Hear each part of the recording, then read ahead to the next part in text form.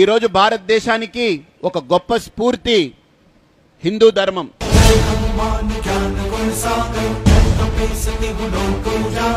మొన్న మధ్య ఎవరితో మాట్లాడుతూ ఉంటే ఒక గొప్ప చర్చ వచ్చింది. దాంట్లో ఒక ఆయన అడిగారు, హిందూ ధర్మం హిందువులకి ఏం చేసిందండి, మిగతా మతాలకి ఏం చేస్తుందండి అని అడిగాడు ఆయన. నేను ఒక మాట చెప్పాను, మా దేవాలయాల బయట కొబ్బరికాయలు, అరటిపళ్ళు, పూలు కట్టుకుని అమ్మేటువంటి వాళ్ళల్లో 90% మంది మహమ్మదీయులే ఉన్నారు.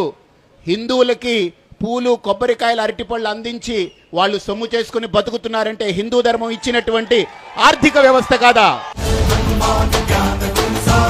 దేవుడి ఫోటోలు అమ్ముకొని చక్కగా బ్రతుకుతున్నారంటే కొన్ని వేల కుటుంబాలు, మహమ్మదీయ కుటుంబాలు హిందూ దేవుళ్ళ యొక్క ఫోటోలు అమ్ముకొని బ్రతుకుతున్నాయంటే ఇది హిందూ దేవతలు పెట్టినటువంటి భిక్ష కాదా?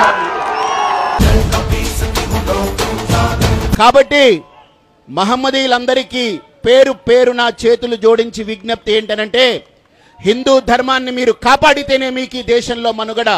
ఎంతో మంది క్రైస్తవులకి, ఎంతో మంది మహమ్మదీయులకి ఈ హిందూ ధర్మం ఒక గొప్ప వేదికగా నిలిచింది. హిందూ ధర్మం మతాల్ని చూడదు.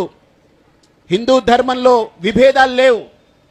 హిందూ ధర్మం వీడు పరాయి వాడని చూడదు.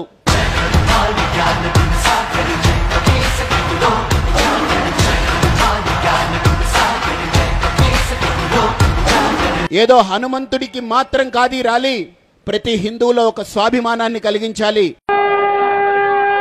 ఈ ర్యాలీ ప్రతి హిందువులో ఒక స్వావలంబనం కలగాలి.